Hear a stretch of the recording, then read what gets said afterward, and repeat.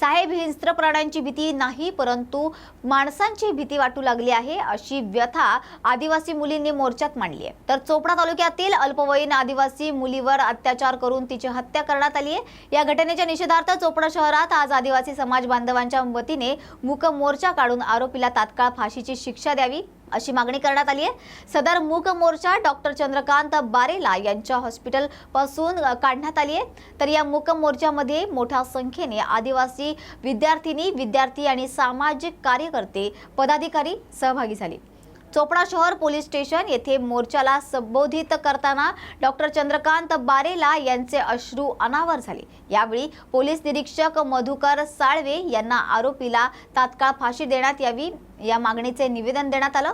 तर यावेळी मूक मोर्चा सहभागी झालेल्या आदिवासी मुलींनी सांगितलं की आम्हाला शेतात आणि समाजात वावरताना हिंस्त्र प्राण्यांसोबत भीती वाटत नाही परंतु माणसांची भीती वाटू लागली आहे।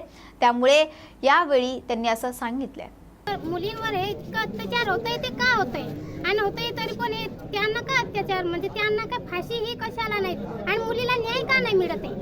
न्याय मिळावा आणि ते पण समाजासमोर असं पोलीस स्टेशन मध्ये असं फाशी ते मुकाट लावून नाही सगळ्यांसमोरच द्यावे अशी माझी विनंती। आणि ती मुलीला न्याय मिळावाच पाहिजे आणि त्याला फाशीच हवी आणि त्याला टाइम द्यावे नाही असं।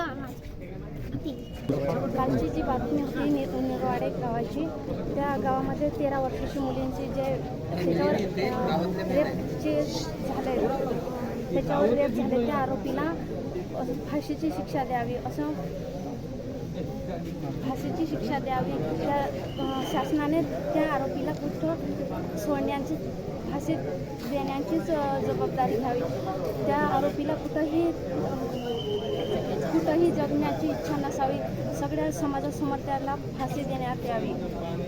आमच्या लहान बहिणींच्या आम्ही मुलींचं असं म्हणणं आहे की जनावरांना पाहून भीती नाही वाटत पण माणसांना पाहून भीती वाटायला लागली आता, कारण मुली शाळेमध्ये जाताना भीती करतात आणि समाजामध्ये आदिवासी समाजांचं असं आहे की शेतामध्ये त्यांचं काम असतं, कारण त्यांना तर आता भीती वाटायला लागली आहे की शेतामध्ये जायचं तरी कसं।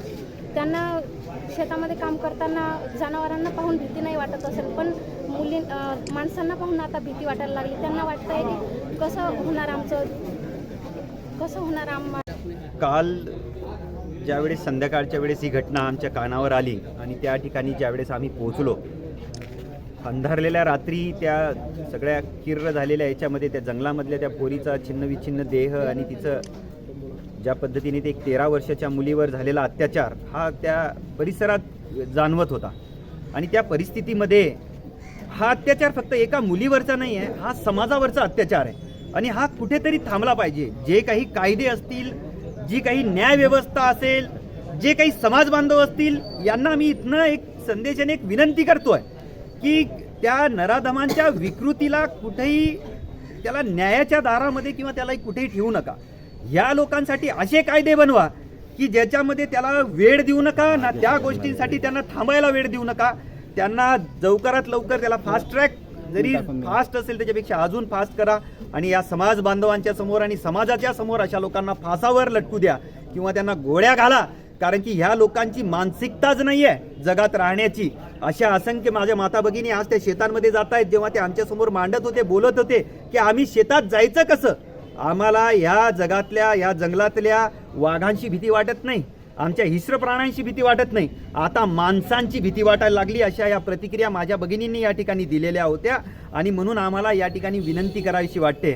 आज कोणाच्या शब्दांमध्ये मांडता येत नाही आहे आणि म्हणून आम्ही विनंती करतोय न्यायव्यवस्थेला, पोलीस प्रशासनाला आणि समाज बांधवांना, कुठल्याही जाती व्यवस्थेमध्ये यांना गोष्टीला मांडू नका। एक मानवी जीवनावरचा हा घाला आहे आणि अशा आरोपींना लवकरात लवकर सार्वजनिक फाशी द्या, अशा पद्धतीची मागणी घेऊन आम्ही या ठिकाणी सर्व एक तरुण ज्या मुली आज बाहेर जगात वावरणार आहेत त्यांच्यासोबत आम्ही या ठिकाणी आलेलो आहे। तर या होत्या आजच्या महत्त्वाच्या घडामोडी। अशाच महत्त्वाच्या घडामोडींसाठी पाहत रहा न्यूज मराठी 24/7, नवा भारत नवा विचार।